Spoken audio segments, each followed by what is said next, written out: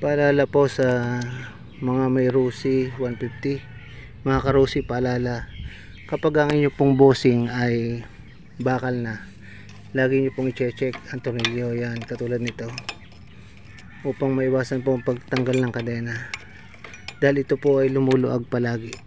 Yan. Yan. Bakal na po ang bossing yan, oh. Nasira na yung original niya na may goma sa loob.